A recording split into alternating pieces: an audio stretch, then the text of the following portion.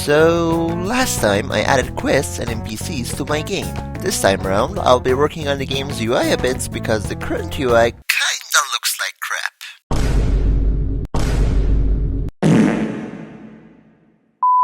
When creating UI, what a responsible game dev would do is plan everything out and figure out what every panel is gonna look like, then make different concepts and variations of the UI, and finally choose one of those concepts and start working on it.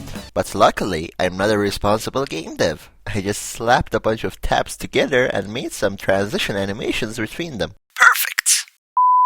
After putting the tabs together, the first thing I did was to start working on the inventory of the game.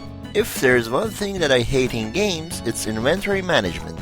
I mean, why do games think I am qualified to organize anything when my real-life desk looks like a side quest? So, instead of making a survival-style inventory system, I divided the inventory into sections, so every item you pick would automatically go to its corresponding section, and also there is no stack or wave limit, so you can hold limitless items. I also completely redid my previous item system, because it was just not really in depth and there wasn't anything that you could do with them.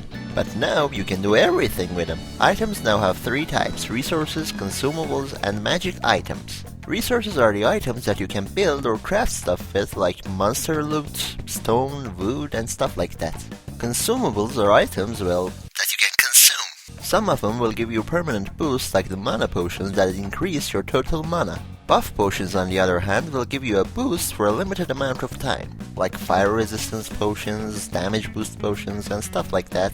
But magic items is where the real fun begins. These items will give permanent boosts to your stats. For example, increase your fire damage by 10% or increase your HP by 100 and stuff like that. It's kinda like how the artifacts work in the other games, but there is a catch. You don't have to equip any of these to get their boost. So if you had like 100 magic items, you would get all of their benefits. Is this a bad decision and it'll probably break the game?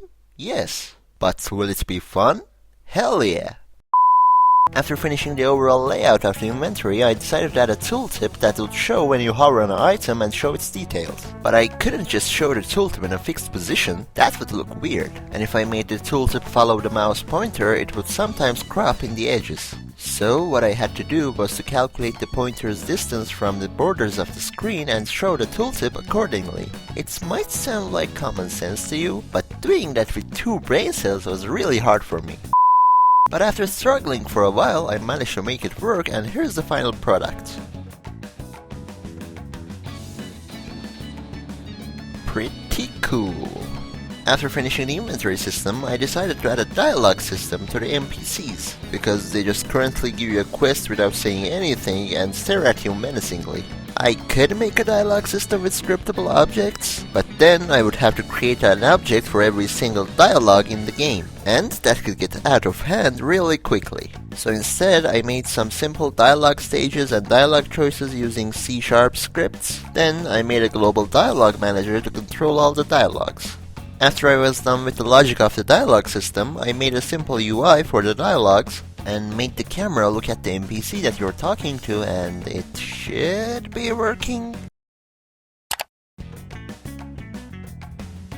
It works? Holy shit, it works! I mean, of course it works. It's cool and all, but there is no way for you to keep track of all your quests at the moment. So, let's make the quest panel next. Let me just...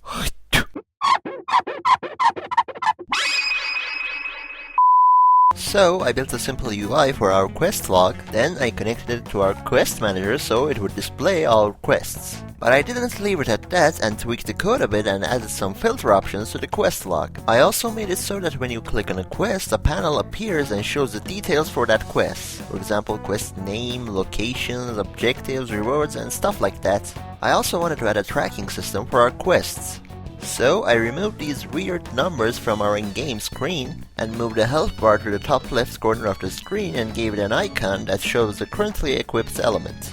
Then I added a panel right under our health bar that shows our currently tracked quests and its objectives. Now, whenever we track a quest in our quests panel, it also shows up in our main screen and tells us what to do and where to go. But there is no way to make sure if it actually works unless we have multiple quests in the game. So, let's add another NPC. Meet Sir Boxalot, the mighty hero. His armor and weapons are made of an ancient indestructible material that he has found in one of his adventures inside a dungeon, which he likes to call the cardboard. Now that there are multiple quests and NPCs in the game, we can see that our tracking and quest system actually works. Well, kinda, because currently, if you complete a quest, it doesn't disappear from your quest log and you can keep completing it over and over again. I'll fix it later.